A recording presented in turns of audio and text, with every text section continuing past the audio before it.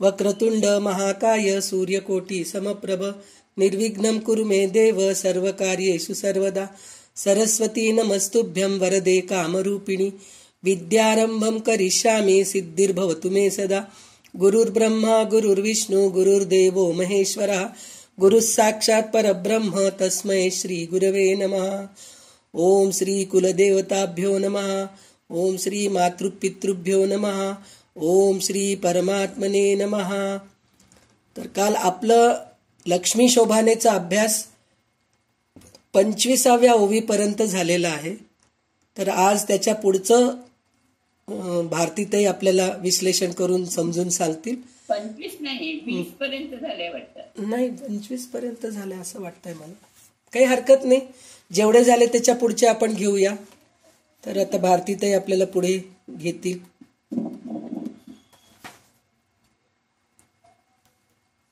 श्री दिग्विजय रामो विजयते. शिंशुमार देवचं झालंय ना. शिंशुमार देव सल्लली दिगे नाही झालं का? बरं म्हणूनच 21 पासून आहे. आज आहे ते शिंशुमार देवाचं. बरं चालेल, हरकत. श्री दिग्विजय रामो विजयते. ओम शुक्लां भरधरं विष्णुं शशिवर्णं चतुर्भुजं प्रसन्नवदनं ध्यायेत् सर्वविघ्नोपशान्तये. श्रीमत् सौभाग्यजने स्तौमि लक्ष्मी सनातनीं सर्वकामफलव्याप्ते साधनैकसुखावहं. तपो विद्या विरक्त्यादि सद्गुणौघाकराणां वादिराजगुरुन् वंदे हयग्रीव पदाश्रयं. वादिराज तीर्थರಿಗೆ ನಿಮಗೆ ಅನಂತ ವಂದನೆಗಳು. तर आज लक्ष्मी शोभनाचं आपण 21व्या ओव्यापासून त्याचा अर्थ बघूया. भावन मावन कोंदब्ब महा ಮಾವನ ಕೊಂದಬ್ಬ ಮರುಳಾಗಿ ಅನುಗಡ ಹಾರ್ವನ ಕೊಂದಬ್ಬ ಬಳಲಿದ जीवर ಕೊಂದಬ್ಬ ಕುಲಗೆಡನಿಸಿದ ಶಿವನಿಂದೊಬ್ಬ ಬಯಲಾದ. म्हणजे त्याचा अर्थ सासराला मारल्यामुळे रुद्र वेडापिसा झाला असे म्हटले आहे. ते खरं म्हणजे आश्चर्यच आहे. इंद्र ब्राह्मणाला मारून दुःखी झाला. मृत्यू देवता सर्व जीवराशींना मारून कुलसंहारक म्हणून घेतो. मन्मथाला शंकराने जाळून भस्म केले असं म्हणण्याचे किती आश्चर्यकारक आहे. म्हणजे या चौघांचं त्यांनी सगळं घेतलंय त्यावेळेला. सासऱ्याला मारल्यामुळे रुद्र वेडापिसा झालेला नाहीच आहे. म्हणजे रुद्रदेव सासऱ्याला मारल्याने वेडापिसा झाला असे म्हणणे किती मूर्खपणाचे आहे. याचं कारण दक्ष हा शंकर अजून झालाच नव्हता. म्हणजे इथे तारतम्य दाखवले त्यांचे. हे असतं एक झाल्यावर एक होणार. दक्ष नंतर केव्हा तरी शंकर झालेला आहे. जेव्हा सतीने शिवाला वरले तेव्हा हाच दक्ष म्हणाला होता की शंकर नाममात्र शिवा आहे. वस्तुता हा अशिवा अमंगळ आणि वेदांचा स्वामी आहे. त्यांनी असं म्हटल्यावर सगळे जण तो वेडापिसा आहे म्हटलंय. यावरून सासऱ्याला मारल्यावर हा वेडापिसा झाला हे सिद्ध होत नाही. सतीने दक्षावरील रागाने आपल्या शरीरात योग सामर्थ्याने जाळून देह त्याग केला. हे ऐकून आधीच वैराग्य मूर्ती असलेला हा शिवा हिमालयात जाऊन तपश्चर्या करू लागला. लक्ष्मी विश्वरातील एक दोष काढते. ती म्हणते की हा स्वतःला जगदीश्वर म्हणून घेतो, पण याला आपल्या बायकोला सुद्धा वाचवता आलं नाही. सर्व संपल्यावर त्याने आपल्या सासऱ्याला म्हणजे दक्षला मारले. असे केल्याने त्याला आपली बायको सुद्धा मिळाले नाही. दक्ष प्रजापतीला मारून त्याने काय मिळवले? अशाशी मी कसं लग्न करू शकते? या सर्वांना उत्तर आहेत. शिव अमंगळ गजचर्म रुंडमाला स्मशान भस्म लावून फिरतो. माथ्यावर तिसरा डोळा शोभेस आहे. हे सर्व त्याच्या वैराग्याचे लक्षण आहेत. शिवा संहार मूर्ती आहे. विशेषतः संध्याकाळच्या वेळी ज्या स्त्रिया गर्भधारण करतात त्यांच्या गर्भाचा हा संहार करतो. कारण नाहीतर हिरण्यकशिपू जन्मतात. शंकराला विष्णूची आज्ञा आहे. त्याच्या प्रायश्चित्त तो जो करतो दक्ष प्रजापती, म्हणून त्याला पिशाचे चर्म घाल अशी हरीची शिवाला आज्ञा केली आहे आणि ते संतोषाने त्याचे पालन करत आहे. दक्ष प्रजापतीला मारले म्हणजे काय तर दशप्रजापती 10वी कक्षा आहे आणि 5व्या कक्षेत रुद्रदेव आहे. लहानांनी आल्यास मोठ्यांनी उभे राहण्याचे कारण नाही. रुद्रदेव सभेत उभं राहिल्या नाही याची काही चूक केली नाही. मोठे आल्यावर शरीरातील प्राण उत्क्रांत होऊन वर जाऊ लागतो, त्यामुळे आपण उभे राहावे असते. जर आपण मोठे आले तेव्हा उभे राहिले नाही तर आपले सगळे पुण्य वाहून जाते. इथे हा प्रश्नच नव्हता. दक्षाचा राग अनावर झाला होता. मोठ्यांनी लहानांना शिक्षा द्यायला पाहिजे असे असता दक्षानेच मरणापूर्वी तो पिशाची हो म्हणून रुद्राला शाप दिला. आपल्या तपसामस्ताने शंकराने त्या शापाचा 3रा डोळा करून कपाळावर धारण केले. वीरभद्राला सुद्धा दक्षाला मारता आलं नाही, त्यामुळे त्या शंकराने ध्यान करू लागला. हा मधल्या काळात दक्षाने शंकराला शाप दिला होता. नंतर मूलरूपी शंकराने दक्षाचा शिरच्छेद केला. म्हणजे शंकराचा 3रा डोळा हा शाप आहे काय? तसं नाहीये. तसं असेल तर दुर्गादेवी नरसिंहदेवाला पण 3रा डोळा आहे. तो मुक्त रूपात आहे. कधी कधी सज्जनांना असुरावेशामुळे त्यांचा जो निंदा करतात त्यांना गुरुद्रोह प्रयुक्त अनर्थ होतो. नंतर ते क्षमाई मागतात. तसेच दक्ष प्रजापती यांनी शंकराला म्हटलंय, जाऊ देत म्हणून तू एखाद्या वेळेस मला सोडून दिले असले तरी किती अनर्थ झाला असता याची कल्पना सुद्धा करणे शक्य नाही. कारण गुरुद्रोहास नित्य नरकवास आहे. सकाळी येऊन तू मला शिक्षा दिलीस, हा माझ्यावर तुझा अनुग्रहच केला आहेस. नमन शिवा शिवा शिवा शिवा शिवार्थ कृतान शिवा अशी शंकराची प्रार्थना आहे.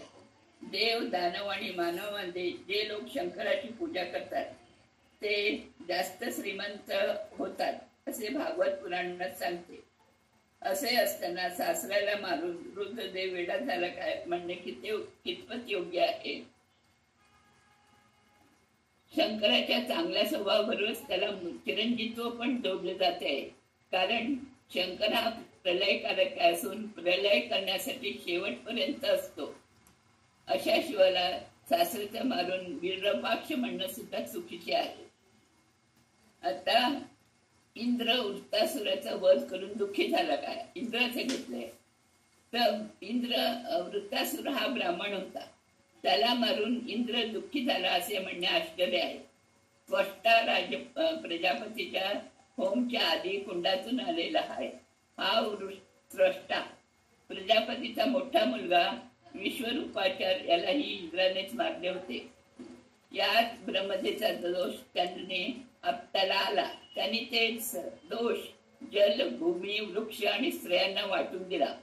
पाण्यामध्ये फेसाच्या रूपात, पृथ्वीवर बंजर भूमी, वृक्षात चिकाच्या रूपाने आणि स्त्रियामध्ये रजस्वला स्त्रियामध्ये ब्रह्महत्या दोष वाटून दिले. या सर्वांनी इंद्राकडे तक्रार केली, तुझ्या ब्रह्महत्येचा दोष तू आम्हाला का देतोस? तेव्हा त्याने प्रतिफल म्हणून प्रत्येकाला एक एक वरदान दिले. भूमीला तू खंडल्यावर पाणी भरून वर येईल, म्हणजे आताचे बोरवेल म्हणा किंवा विहीर म्हणा. पाण्याला पंचभूतामध्ये तुझे प्रमाण पृथ्वी आणि अग्नीपेक्षा जास्त राहील. तसेच वृक्षांना तुम्हाला जेवढे कापतील त्या प्रमाणात तुम्ही परत वाढाल. आणि स्त्रियांना गर्भधारणा करून पुत्रवती झाल्यावर सुद्धा पुरुष संपर्कात तुम्ही योग्य व्हाल, हे वरदान दिले. विश्वरूपाचार्य ब्रह्मपत्राच्या बदल्यात देव त्यांचा गुरु म्हणून नेमलेले असते. बृहस्पती आचार्य इंद्राकडून अपमान झालेला असतो. इंद्र सभेत बृहस्पती आचार्यांचे आले असता इंद्र त्यांना उभे राहून स्वागत करीत नाही. या रागाने ते अदृश्य होऊन गेले असतात. तेव्हा इंद्राला का आपली चूक समजते. खूप शोधून सुद्धा आचार्य सापडत नाही. म्हणून विश्वरूपाचार्यांना देवांचा गुरु म्हणून तात्कालिक पदवी दिलेली आहे. त्यांना 3 तोंडे होती. एका तोंडाने ते आपल्या आईला दैत्य कुलातली होती तिला यज्ञातील आहुती देत होते. त्यामुळे दैत्यांचे सामर्थ्य वाढेल या भीतीने इंद्राने विश्वरूपाचार्यांना मस्तक उडवितो आणि त्याला ब्रह्महत्येचा दोष लागला या दोषांचा परिहार त्याने वर सांगितल्याप्रमाणे केले.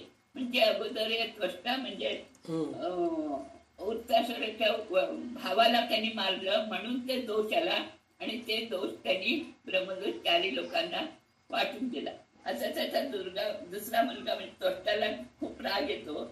तो इंद्राला मारणार पुत्र हवा म्हणून यज्ञ करतो. तोच हा वृत्तासूर.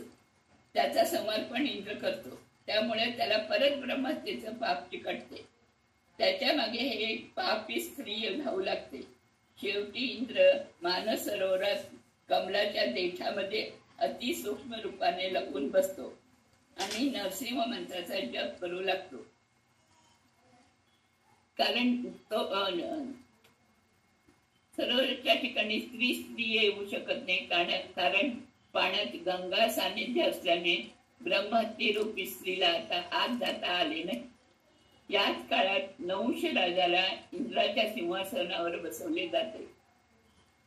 तो इंद्राच्या स्थानावर बसल्याबरोबर तो अहंकाराने इंद्रपत्नी शचीदेवीची अपेक्षा करतो.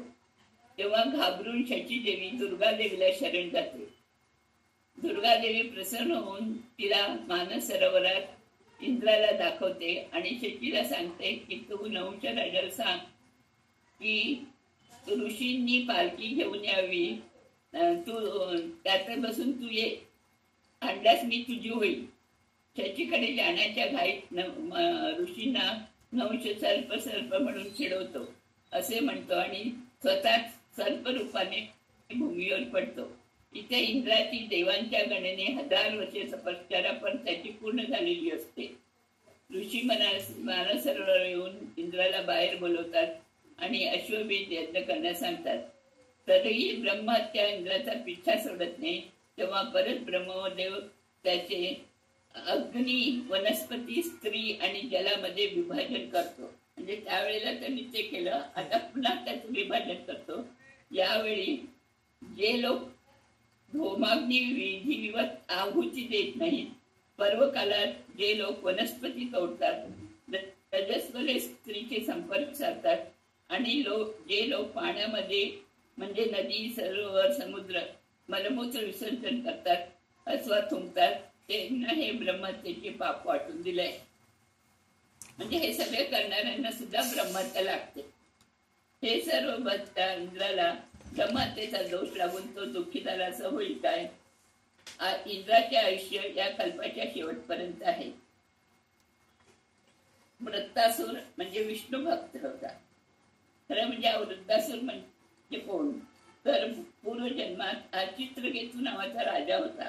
नारदाच्या अनुग्रहाने आणि शेष मंत्राची उपासना करून शेषांतर्गत संकर्षण मूर्तीचा म्हणजे देवाचा साक्षात्कार त्याला झाला होता. प्रारब्ध वशात एकदा शंकर पार्वतीला मांडीवर बसवून जात असता हा शंकराला बघून हसतो. तेव्हा रागून पार्वती त्याला असुर हो असा शाप देतो आणि तोच हा वृत्तासूर. पश्चाताप होऊन चित्रकेतू या शापात स्वीकार करतो आणि वृत्तासुराला जन्म घेतो. वृत्तासुराचा जन्म घेतो तेव्हा तो विष्णू भक्तच असतो. त्यामुळे तो मागतो की इंद्राच्या वज्रायुधानेच मला मरण आलं पाहिजे. कारण इंद्रायुधात भाग्यशाली होऊ असे समजतो. कारण वज्रायुधात श्रीहरीचे तेज भरलेले असते. परंतु ऋषीमुनींना त्याच्यावर फार राग असतो. ते त्याला तशी संधी देऊ शकत नाही. ते शर्त करतात की वृत्तासुराला ओल्या पदार्थांनी अथवा कोरड्या पदार्थांनी मृत्यू येऊ देऊ नये. म्हणून एका संध्याकाळी समुद्रावर विहार करत असताना लाटावरील फेसाकडे इंद्राचे लक्ष जाते आणि त्या फेसाच्या अंतर्गत असणाऱ्या श्रीहरीचे चिंतन करून त्याने वृत्तासुराला मारले. याचे कारण वृत्तासुराच्या ओल्यानी होत नाही आणि कोरड्यानी होत नाही. ते संध्याकाळच्या वेळी मारणे इष्टते. इंद्राच्या प्रारब्धामुळे त्याला वृत्तासुराला मारावे लागले. त्यापुढे अगोदर झाल्यासारखे 1000 वर्ष नरसिंह जपाचे आणि अश्वमेध यज्ञाचे फल मिळते. आता तिसरा म्हणजे मृत्यूदैव कुलध्वंसक. मृत्यूदेवाचे समवर्ती असे अजून एक नाव आहे. परंतु याला उत्तमशील, दया, करुणा वगैरे कुठल्याच भावना नाही. याला मंगलप्रद सुद्धा म्हणता येणार नाही, कारण दाम्पत्याचा वियोग करून विधूर आणि स्त्रियांना विधवा करतो. हा यमाचा भाऊ आहे. ब्रह्मदेवाने मृत्यूला आज्ञा केली की या सर्व प्राणी मात्रांचा तू संहार कर. तेव्हा तो रडू लागला आणि बाबा, तुम्ही एवढे निर्दयी आणि कपटी काम माझ्यावर सोपू नका अशी विनंती करतो. त्यामुळे मारण्यामुळे तुला कुठलंही पाप लागणार नाही असे ब्रह्मदेवाने पुन्हा त्याला वरदान दिले. मन्मथाला शंकराने टाळले. आता मन्मथच आलं. हा मन्मथ सामान्य नव्हता. मनोभिमानी श्रीहरीच्या मनापासून जन्मला आहे. पराक्रमात तो इंद्राच्या तोडीला तोड आहे. श्रीहरीच्या सुदर्शन चक्राचा अभिमानी आहे. सुदर्शन चक्राच्या भगवंतांच्या प्रद्युम्न रूपाच्या आवेशातून जन्मल्यामुळे त्याचे बल असामान्य आहे. मानवानं यम मृत्यू असल्यास यमाला सुदर्शन चक्राभिमानी का मृत्यू आहे. त्याची बायको दक्ष प्रजापतीची मुलगी म्हणजे रतीदेवी. ही 64 कला प्रवीण आहे.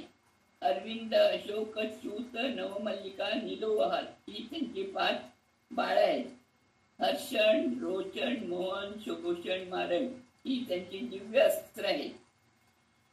त्यांच्या सहाय्याप्रमाणे त्यांचे काम होत असते. रतीदेवी प्रमाणेच वीर सहायक आहे. वसंत त्यांचा मंत्री आहे आणि शृंगार सेना आहे.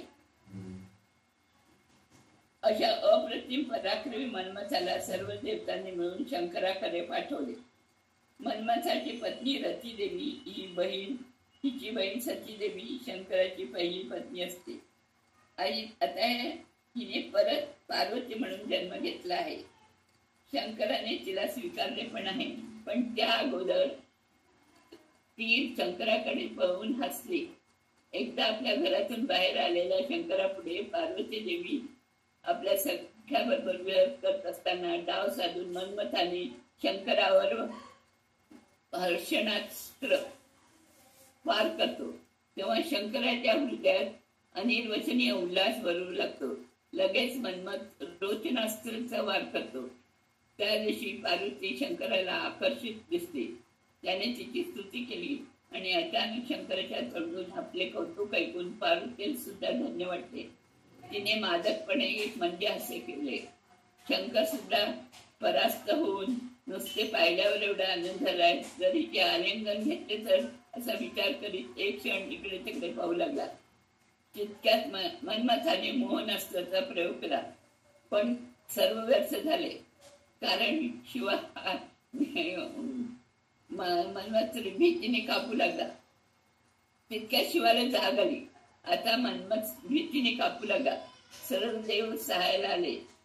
सर्वांच्या समोरच शंकराने तिसरा डोळा काढून त्यातून एक ठेणगी आकाशात उंच उडवली आणि वेगाने येऊन मन्मथावर पडली. सर्व देवामध्ये हाहाकार घाली. रती करून आक्रोंदन करत असताना हा जळून भस्म झाला. तपस्याची तपश्चर्या मोडणाऱ्या मन्मथाला भस्मीभूत झाला. मन्मथ हा सर्व प्राण्यांच्या हृदयासमोर त्याने सुखानुभव देतो. दाम्पत्य जीवन सुखी करण्याचे मंगल कार्य पण करतो. पौत्रादी संतती वृत्ती त्याच्या अनुग्रहाने होते. परंतु त्याला आयुष्य नाहीये, तो शाप असतो त्याला. बाकीचे देव अजून जिवंत असताना त्याला हा मरण पावतो. याचे कारण ब्रह्मदेवाने त्याला शाप दिला असतो. मन्मथाने ब्रह्मदेवावर देवी जन्मली तेव्हा त्याच्यावर मोहित होण्यासाठी प्राण प्रयोग केला होता. त्याचाच हा परिणाम. ब्रह्मदेवानेच मन्मथाला तू त्रिलोकात विजयी हो असा वर दिला. बस त्याचबरोबर तू अल्पायुष्य हो असा पण वर दिला आणि शंकराच्या तिसऱ्या डोळ्याला आहुती दिली. लोकदृष्टीने शंकराने मन्मथाला जाळले असले तरी शंकराने मन्मथाला आपल्या हृदयात ठेवून घेतले. एका मुखाने त्रैलोक्य जिंकणारे मन्मथाला षण्मुख म्हणून जन्म दिलाय. म्हणजे पुढच्या जन्मात पार्वतीच्या गर्भातून षण्मुख पुन्हा जन्मला. श्रीकृष्णाने पुत्र प्राप्तीसाठी कैलास यात्रा केली असता श्रीकृष्ण रुक्मिणी मध्ये प्रद्युम्न रूपाने मन्मथास जन्म देऊन अनुग्रह केला. श्रृंगानुसार प्राणी मात्रांना बाह्य प्रपंचाचे ध्यान राहत नाही म्हणून तो अनंग आहे. त्रैलोक्य विजयाचा ब्रह्मदेवाने दिलेला वर सुद्धा अशा प्रकारे फलदायी झाला. प्रत्येक प्राणी मात्राच्या मुद्द्यावर येईल त्रैलोक्यवरचा विजय आणि शंकराचा सृष्टीची आहुती हा शाप सुद्धा फलद्रूप झालाय असे असते. लक्ष्मीने मन्मथाला नाकारले याचे कारण त्याचे अल्पायुष्य. महालक्ष्मी नित्य मुक्त आहे. ज्याला आपल्या देहाचे संरक्षण करता नाही त्याला ही लक्ष्मी कसे वरमाला घालणार. आता धर्म उंटवनೊಬ್ಬ ಹೆಮ್ಮೆಯ ಹೆಸರಿಗೆ ಅಮ್ಮಮ್ಮತನ ಗುಣವಿಲ್ಲ ಕ್ಷಮೆಯ ಬಿಟ್ಟೊಬ್ಬ ನರಕದಲ್ಲಿ ಜೀವರ ಮರ್ಮವ ಮೆಟ್ಟಿಕೊಲಿಸುವರ. धर्मराजा अर्थ त्याचा धर्मराजा एकट्यामध्ये धर्म आहे परंतु त्याचा काय उपयोग आहे. काय आश्चर्य नाही. त्याच्या नावाप्रमाणे त्याच्यात गुण नाही. हा दुसऱ्या रूपाने यमराज होऊन क्षमा सोडून नरकामध्ये जीवाच्या मर्मस्थानावर चढून त्याची हिंसा करतो. म्हणजे पहिला जन्मात तो यमच आहे. त्यामुळे त्याच्या धर्मराजाला पण अर्थ नाही. धर्मराजाचा धर्म नाम मात्र आहे. धर्मराजाला धर्म असेल पण भूतदया नाही. क्षमा न करता जीवराशींना नरकामध्ये हिंसा जातो. दुसऱ्याचा क्षमा गुण नाही. पांडवांना मधल्या धर्मराजाने वर्तन विचित्रच होते. भूतदया अहिंसा सत्य इत्यादी गुणामुळे त्याला अजातशत्रू असे बिरुद मिळाले. पण वनपर्वामध्ये भीमसेन देवाने त्याची निर्भर्सना केली आहे. धर्मराजाने धर्म आहे परंतु ते केवळ कौरवांना क्षमा करण्यापुरतेच आहे. मूल रूपात हा क्षमा करत नाही. त्याच्या मूल रूपात धर्म आणि काल हे दोन्ही अंश आहेत. ब्रह्मदेवाच्या छातीमधून ब्राह्मण जातीमध्ये जन्मलेला हा यमधर्म आहे. हा पितृलोकांचा अधिपती आहे. सूर्यापासून संज्ञेमध्ये क्षुद्र जातीत जन्मलेला यम दक्षिण दिशेचा अभिमानी आहे. तसेच नरकांचा पण अधिपती आहे. देवाला क्षमागुण होता परंतु ते फक्त पापी कौलविषयी.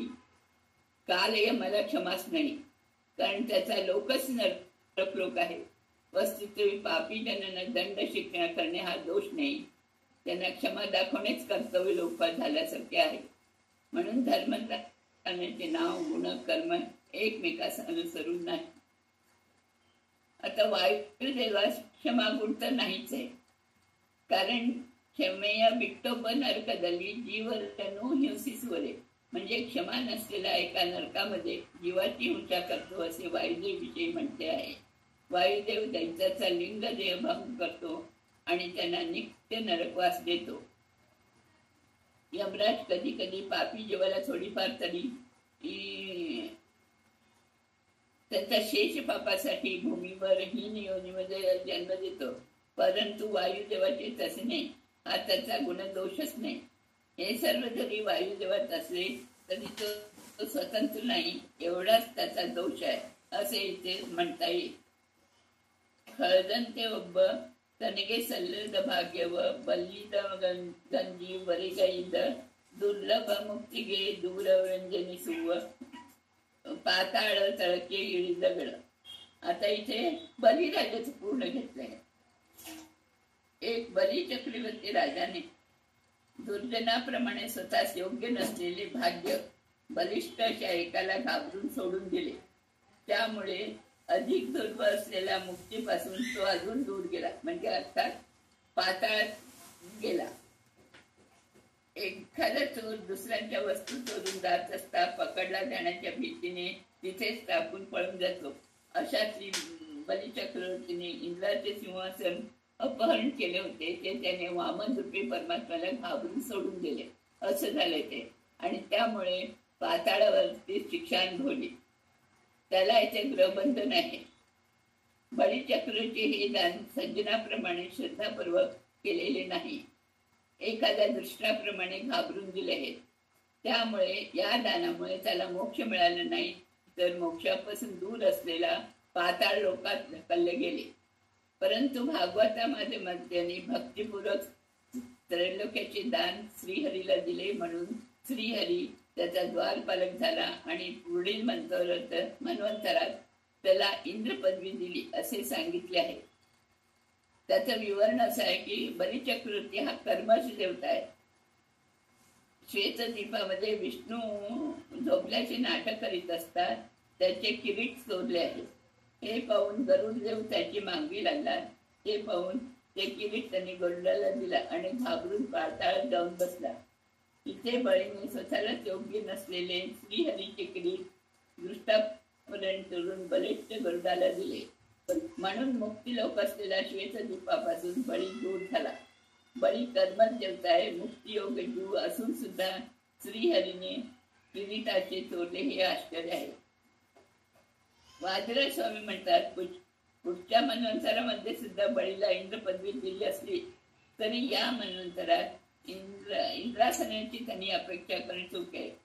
कारण हे संपूर्ण कल्प शेतांतर्गत संकर्षण मूर्तीची आराधना करीत आहे. इंद्राला उत्तासुरामुळे 1000 वर्षापर्यंत तपश्चर्या करावी लागली. म्हणून बाकीच्या देवांनी इंद्राच्या सिंहासनाची कधी अपेक्षा केली नाही. इंद्राच्या कक्षेतल्याच मन्मथाने सुद्धा हे साहस केले नाही. बलीने मात्र इंद्र सिंहासनावर असतानाच त्याचे अपहरण केले. त्याला भर दिवसाचा दरोडा म्हणतात. मग अशा त्रैलोक्याचे दान करण्यास त्याला अधिकार तरी काय आहे? वामनाने बलीला या अहंकारापासून वाचवण्यासाठी दान मागितले. शुक्राचार्यांना सुद्धा हा वामन वटू श्रीहरी असल्याची बलीला सांगितले होते. कारण शुक्राला सुद्धा माहिती होतं की बलीने इंद्राचे ऐश्वर्य चोरलेले आहे. बलीने इंद्राच्या सिंहासनाचे दान सज्जनाप्रमाणे नाही तर दृष्टाप्रमाणे दिले. परंतु लोकरूढीत आपण वामनाला दान दिले.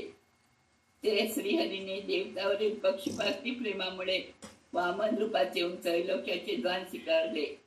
असं श्रीहरीला अपवाद आणि स्वतःला दान दिल्याची कीर्ती या दृष्ट विचाराने त्याने दान दिले. वास्तविक दान देण्याच्या आधीच शुक्राचार्यांनी बलीला तू ऐश्वर्यभ्रष्ट हो असा शाप दिला होता आणि सूक्ष्म किड्याने रूपाने शंकराचार्य जाऊन बसला होता. इवन प्रल्हाद राजांनी सुद्धा त्याला श्रीहरीची निंदा करणारे तुझे शब्द मला शिरच्छेदापेक्षा जास्त वेदना आहेत. तुझे राज्य भ्रष्ट हो. विधियुक्त दान क्षत्रियापासून श्राद्ध आणि श्राद्धपूर्वक केलेला होमाचे फल तुला न मिळो. कपटाने दिलेले बलीचे दान हे हा शापाचा परिणाम आहे.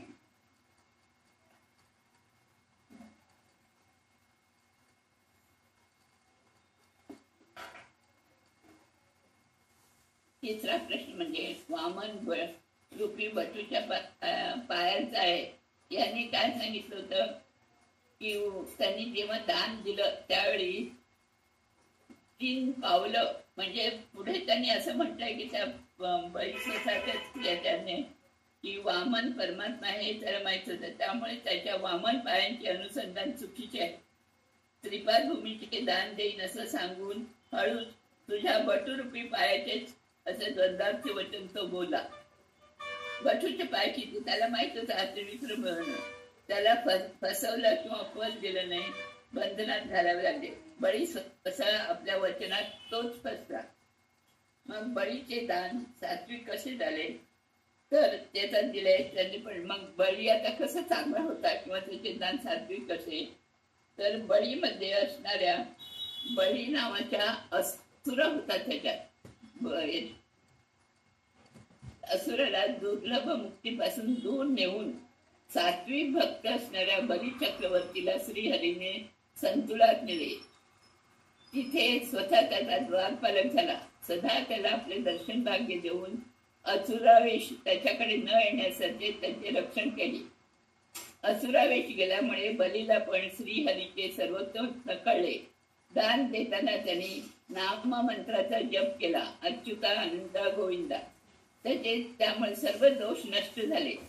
बलीचे दिलेले दान सात्विक दान झाले. या श्रीहरीच्या नामाने मात्र हलाहल विष सुद्धा शंकराला अमृतमय झाले. या नामत्रयाच्या जपाने बळीला पुढील सुवर्ण मन्वंतरात इंद्रासन दिले.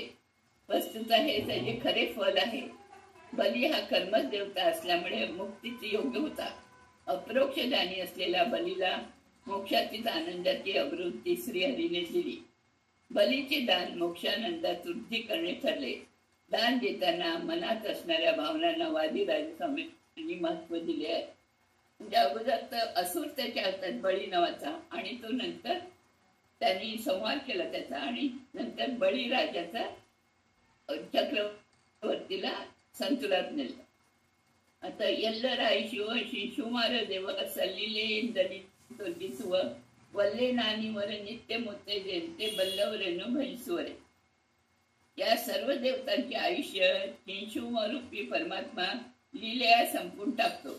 मला हे सर्व देव माहीत आहेत, कारण हे सर्व ज्ञानीजन मला नित्य सुमंगली सौभाग्यशाली म्हणून पूजा करतात.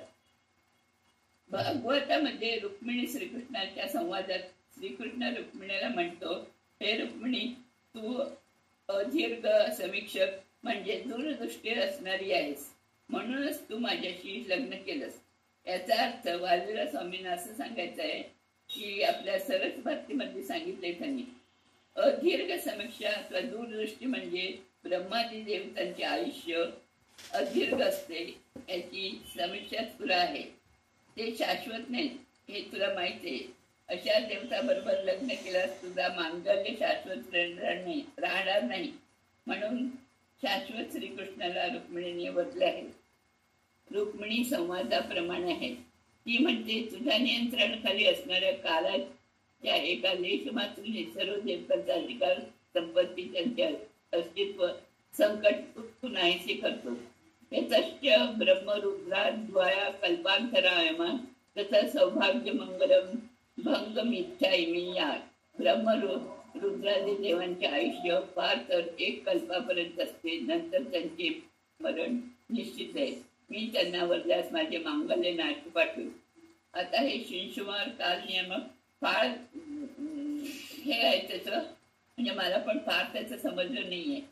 मी पुन्हा एकदा कधी तर सांगते, फक्त आता तिथं दिलंय एका पुस्तकातलं कारडीमध्ये ते सांगते मी. शिंशुमार देव हे काल नियामक असल्याने सर्वांचे आयुष्य लीलया जाणतात, असे भागवत पंचम स्कंदात सांगितले आहे. शिंशुमार म्हणजे विंचू. स्वर्गाला एक गाठोड्याप्रमाणे गुंडाळून डोके खाले करून विंचवाप्रमाणे आकाशामध्ये दिसणारे ज्योतिर्मंडल म्हणजेच शिंशुमार चक्र. सर्व ग्रह नक्षत्राचा परिभ्रमणास केंद्रबिंदू असणारे ध्रुवमंडल या शिंशुमार चक्राच्या शेपटीपाशी आहे.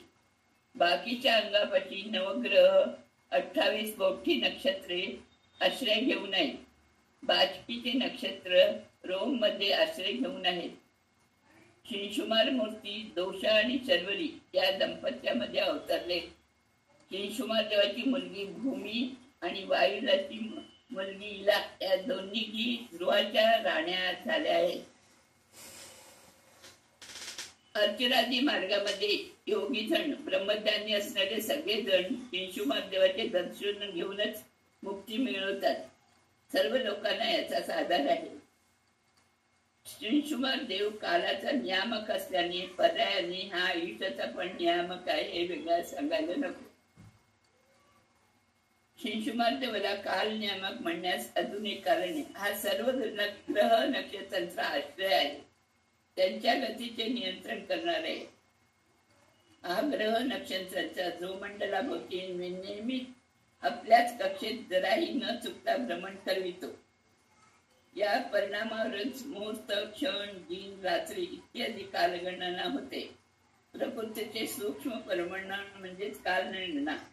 सृष्टीच्या प्रलय काळ सुद्धा कालगणना अव्याय सुरूच असते. त्यामुळे काल प्रभाव अनादी आणि नित्य आहे. श्रीहरीची इच्छा असेल तरच युग एक क्षण होईल, किंवा एका क्षणाचा पण युद्ध होईल. श्रीकृष्णाच्या कैलास यात्रेसंदर्भात 12 वर्षे त्याने एका दिवसात लपून टाकले. स्वतःच्या शेपटीच्या टोकावर ध्रुवमंडल ठेवले. त्याच्याभोवती सर्व ग्रह नक्षत्रांचे ठरवितो. सर्वांचे आधार घेऊन कालाची उत्पत्ती करून सर्वांच्या आयुष्याचा निर्धार कालाची उपमा जे करून हा शिशुमार देव करतो याची लीला आहे.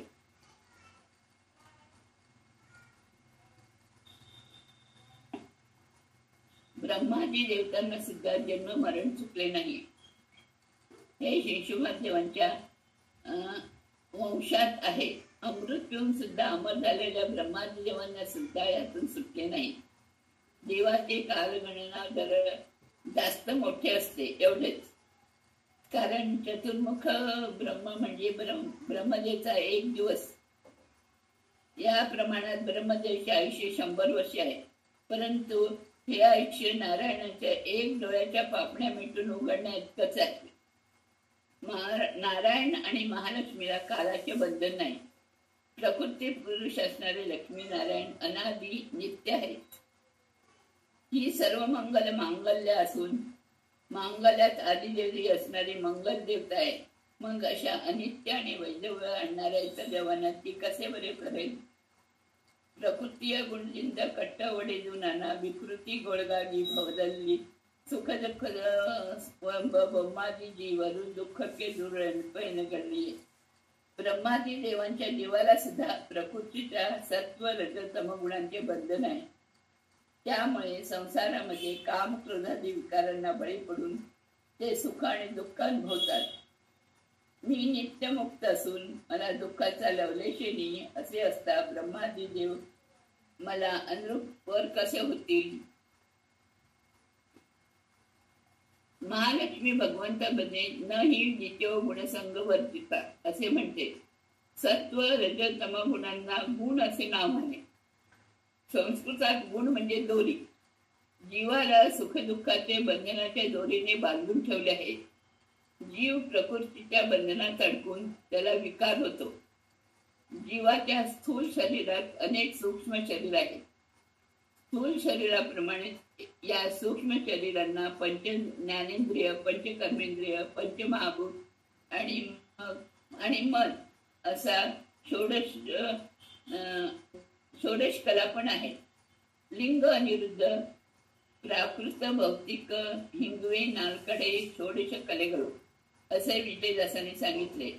सूक्ष्म शरीरातच अत्यंत सूक्ष्म लिंग जे आहे अनादिकालापासून जीवाला चिकटूनच आहे. तसंच जगन्नाथदासांनी सांगितले आहे. ತಂದೆ ಬಹು ಸಂಭ್ರಮದಿ ಲಗ್ನಯ ಬಂಧುಗಳ ನೆರಯಿ ಮಾಡುವೆವು ನಂದನ್ಗೆತ ಮಾಡಿ ಮನೆಯೊಳಗೆಯ ತೆರನಂತೆ ಇಂದಿರಾದವ ಲಗ್ನ ಇಚ್ಛೆಗಳಿಗೆ ಗುಣಗುಣಗಳಕ್ಕೆ संबंध गौरी सुख सुखात्मक संसतीयಲ್ಲಿಯೂ.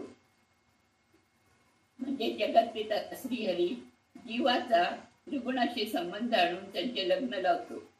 लिंग अनिरुद्ध आदी सूक्ष्म शरीरात रूपी कन्याचे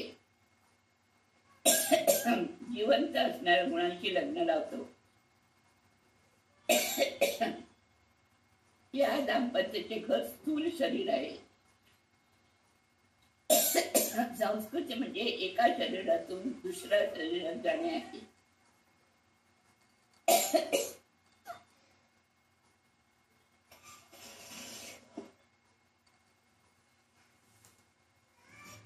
जीव आपल्या सूक्ष्म शरीराने जन्म मरणाच्या फेऱ्यात अडकतो.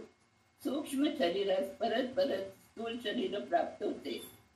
त्रिगुणात्मक गुण असलेला लिंग देह जीवाच्या स्वभाव नसून त्रिविध जीवराशीमध्ये असतो. सात्विकांना सात्विक लिंग शरीर आणि सुख, तामसिक लिंग देहाला तामसिक देह आणि दुःख, आणि राजसांना राजसी लिंग आणि लिंग शरीर आणि सुख दुःख मिश्रित दुःख देतो. सात्विकांचे सुख म्हणजे काय ते पण थोडंफार दुःख मिश्रितच असते. संपूर्ण सुख हे भक्त मोक्षात असते. सुख आणि दुःख हे समुद्राच्या लाटेप्रमाणे अंतर्गात उमटणारे भाव आहेत. जीवाला त्याच्यामध्ये आसक्ती येते, त्यामुळे तो फसतो. ब्रह्म, वायू, भारती देवी आणि सरस्वती यांना दुःख, अज्ञान, भय इत्यादी, कारण त्यांना आपल्या शरीरावर अभिमानच नाही. सृष्टिकर्ता ब्रह्मदेवाने अविद्या निर्माण केली, त्याची कीर्ती व्हावी म्हणून श्रीहरीने त्याच्यात अविद्या ठेवली. म्हणून ब्रह्मदेव वागदूच्या मागे लागला, परंतु ते ती बाहेर आली. श्रीहरी सोडल्यावर बाकी कुठलाही पुरुष गुण रंग नसलेला नाही असे स्पष्ट होते. सकल चेतना जीवराशींना अल्पायुष्याने गुणसंग असे दोन्ही दोष आहेत. महालक्ष्मी दुःखापासून दूर आहे. नारायण प्रमाणे हिला प्रकृती शरीर नाही. अवतारामध्ये सुद्धा जे शरीर शुद्ध चिन्मय रूपी असते, सीताकृती प्राकृतिक असल्यामुळे त्याचा इंद्र अभिमानी झाला आणि सीताचा अंश मात्र त्याला त्यात तिने ठेवली. अशी नित्यमुक्त रमादेवी नारायण यांचा योग्य आहे. दोन्ही समान वधूवरच लग्न होते. कुल संपत्ती रूप सौंदर्य समान असणाऱ्या मैत्री लग्न होणे उचित आहे असे भागवत सांगते. म्हणूनच महालक्ष्मी ब्रह्मादी देव मला योग्य कसे असे विचार करत आहे. आपण आज इथेच थांबूया. श्री कृष्णार्पण वस्तू. श्रीमद्वेषार्पण नमः. हरे श्री.